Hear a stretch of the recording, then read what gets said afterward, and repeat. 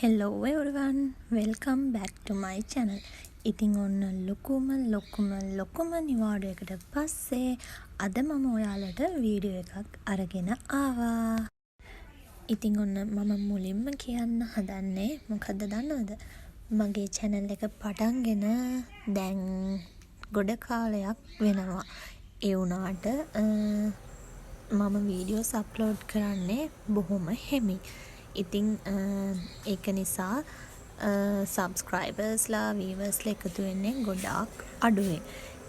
ඉතින් මට ඒක ගැන නම් ලොකුවට කනගාටුවක් නැහැ.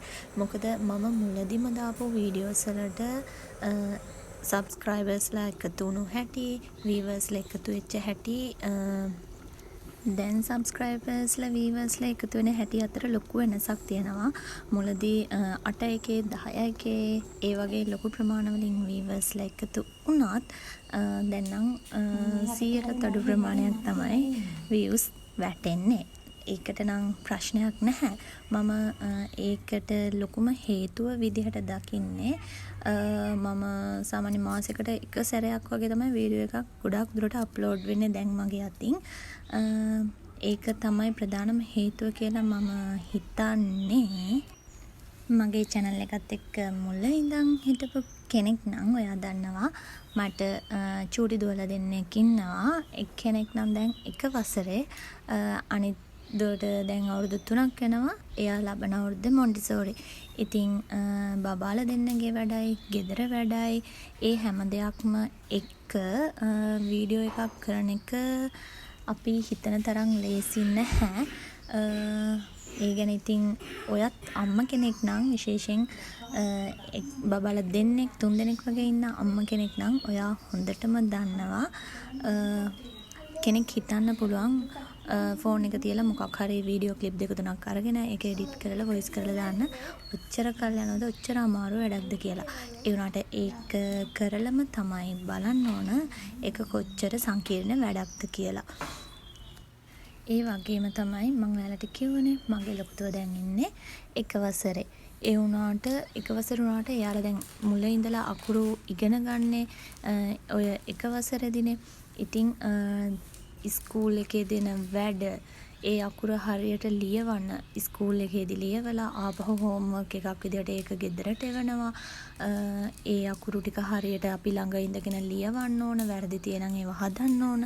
ඒ වගේම ඒ අකුරෙන් දෙනවා චිත්‍ර අඳින්න, රූප අඳින්න, ඒවා අඳවන්න, පාට කරවන්න මේ හැම වැඩක්ම එයා කරනකම් අපි ළඟ ඉඳගෙන බලන් ඉන්න ඕන. ඒ වගේම එක එක ඇක්ටිවිටීස් ක්‍රියාකාරකම් දෙනවා ස්කූල් එකේදී කරන්න අමාරු ඒ වගේ ක්‍රියාකාරකම් දෙනවා අපිට ගෙදරදී කරන්න දෙන්න දරුවට කරන්න දීලා ඒවෙන් දකින දේවල් ඒවා චිත්‍රවලට ඇඳගෙන එන්න කියලා. ඒ වගේ ගොඩක් දේවල් ඉතින් එක වසරේ වුණාට එක වසරේ බබෙකුට කරන්න වෙනවා. ඉතින් ඒ වැඩත් එක්ක වීඩියෝ එකක් කරනවා කියන්නේ හරිම අමාරු දෙයක්.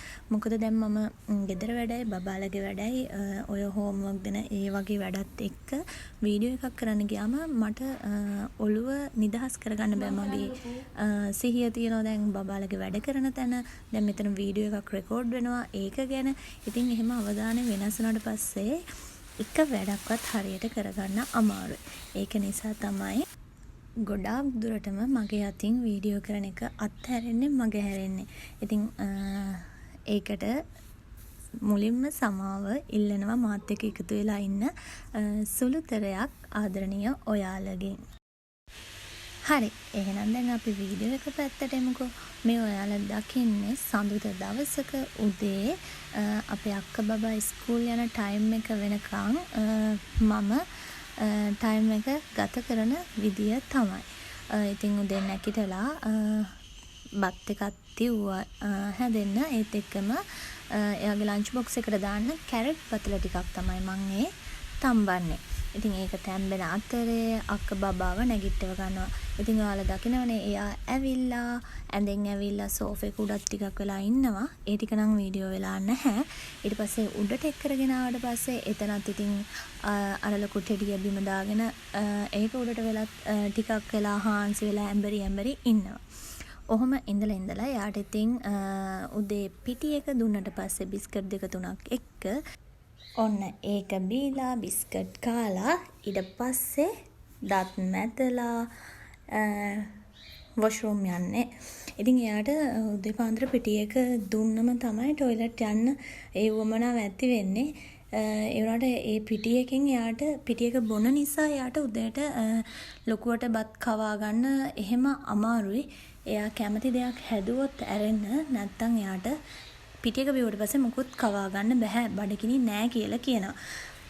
ඉතින් ඔන්න එයා පිටි එක බීලා වොෂ්රූම් ගිහින් එනකම් මම එයාට මේ ස්කූල් එකෙන් ගේන්න කියලා තියෙනවාද පොතක්. ඒකට කවරේ බාගෙට දාලා තිබුණේ මම. ඔන්න ඒ කවරේ දාලා සම්පූර්ණ කරලා එයාගේ බෑග් ටික හදලා ඔය විදිහට පුටුව උඩින් තියලා තියෙනවා. ඉතින් එයා ඇඳ යන ගවුම් ඒව මම කලින් දවසේ තියෙන ගවුම් පහම අයන් කරලා හැන්කර්ස් වල දාලා තියෙනවා. එතකොට මට ගොඩක් ලේසි. ඉතින් ඔන්න එයා ඇඟ සෝදගෙන ඒව කරගෙන ආවට පස්සේ ටක් ගාලා මේ විදිහට ඇඳුම අඳවනවා. ඔන්න ඒ ඇඳුම් අඳන අතරේ අපේ නංගි බබත් පාන්දරින්ම නැගිටගෙන ඇවිල්ලා ඔය විදිහට වාඩි වෙලා ඉන්නවා. ඉතින් අක්කට මෙහෙම අන්දවලා නංගි බබාටත් කුක්කු එකක් හදලා දීලා මමත් ලේස්ති වෙලා තමයි ඔය අක්කට අන්දවන්නේ.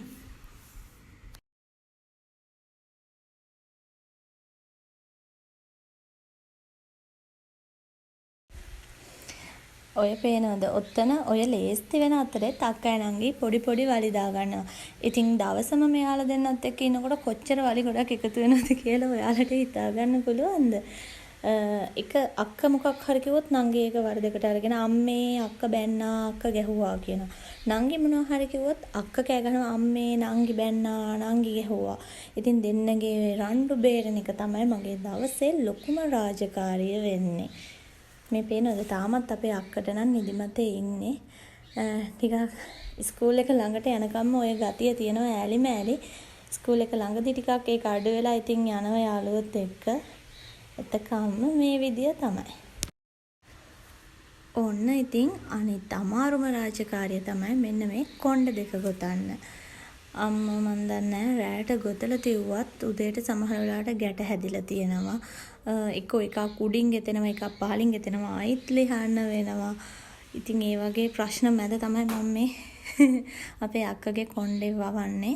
මම නම් කැමතියි මෙයාගේ කොණ්ඩේ කපන්න. හැබැයි මෙයා ඩාන්සින් කරන නිසා ස්කූල් එකෙන් කොණ්ඩේ කපන්න දෙන්නෙත් නැහැ. එයාගේ අප්පච්චි කැමතිත් නැහැ කොණ්ඩේ කපන්න. මෙයා කැමතිත් නැහැ කොණ්ඩේ කපන්න. මම විතරයි කැමති කොණ්ඩේ කපන්න. ඒකින්ද ඔන්න ඔය විදිහට වැවෙන්න දෙනවා.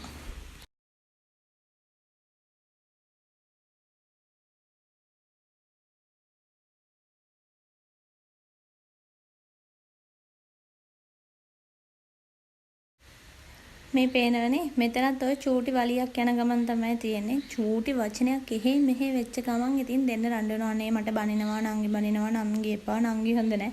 අක්ක එපා අක්ක හොඳ නැහැ. අම්මෝ දවසට මේ වචන ටික අහලා මගේ කන් දෙක හොඳටම ගොඩ වෙලා තියෙන්නේ. අක්කේ නංගි ඉන්න වෙලාවට මට ඉතින් කට වහගෙන එක විනාඩි 5ක් ඉන්න නැති තරම්. ඔයාලා ගෙදරත් මේ වගේ අක්කලා නංගිලා ඉන්නවනම් මේ විදිහටම චුටි වලි චුටි රණ්ඩු කියවිලි මේ විදිහට තියෙනවද? නැත්නම් අපේ ගෙදර විතරයි දාන්නේ මන් දන්නේ. හැබැයි ස්කූල් එක ළඟ කතා කරද්දිත් ඒ සමහර ගෙවල් වලත් මේ විදිහටම චුටි වලි රණ්ඩු තියෙනවා කියලා තමයි ඒ අම්මලාත් ඉතින් මාත් එක්ක කියන්නේ. නැත්නම් මං හිතන් හිටියා අපේ ගෙදර විතරයිද දන්නේ නැහැ කියලා මමත් මානසිකව වැටිලා හිටියේ. මොකද මේ අක්කයි නංගි විනාඩි 5ක් එක ළඟ සෙල්ලම් කරෝතින් ඊළඟ විනාඩි 5 රණ්ඩු වෙනවා. ඒ තියෙන ඇයි හොඳ එකම ගොඩ වෙලාවකට නැහැ. ටික වෙලාවකට හොඳට ආදරෙන් සමගියෙන් සෙල්ලම් කර කර ඉන්නවා. වචනයක් එහා මෙහා වෙන්න බෑ. ඔන්න රණ්ඩු වෙන්න පටන් ගන්නවා. ඉතින් ඒ දෙන තනියෙන් දාලා මට මුකුත් වැඩක් කරගන්න බෑ. ඇහැ ගහගෙනම ඉන්න ඕන.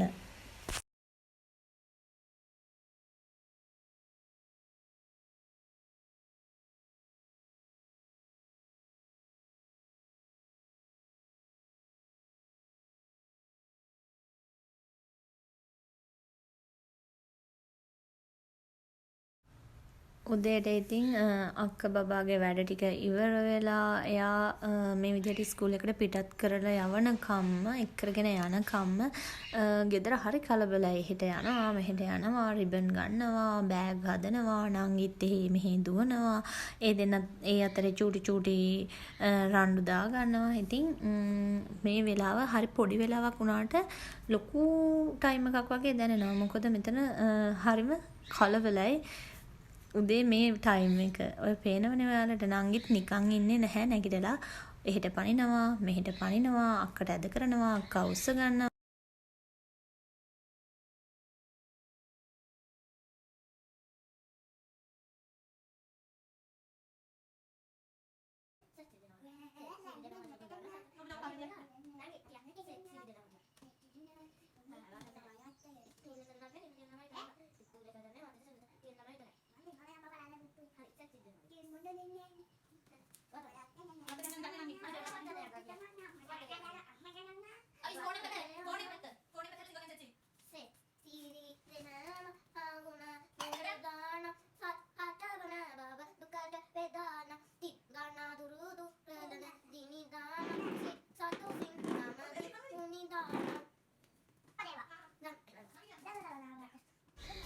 අපේ අක්ක බබා සින්දුවක් තමයි ඒකේ සෙත්සිරි මාගුණ මොහොදාන මේ වීඩියෝ එකේ ස්පීඩ් එක වැඩි කරලා නිසා ඒක නිකන් අමුතු විදිහට ඇහෙනවා ඇති ඔයාලට. ඒනට එයා ඒක ලස්සනට තාලෙට කියනවා.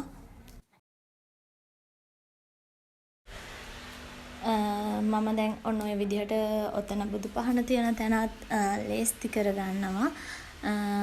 එයාට ස්කූල් යනට කලින් පහන තියලා වැඳලා යන්න. එයා බුදුහාමුදුරන්ටයි ගණ දෙවියන්ටයි දෙන්නටම වැඳලා තමයි අම්මට තාත්තට වැඳලා තමයි ස්කූල් යන්නේ. ඒ හොඳ වැඩ ටික නම් එයාගේ අගය කරන්නම ඕන.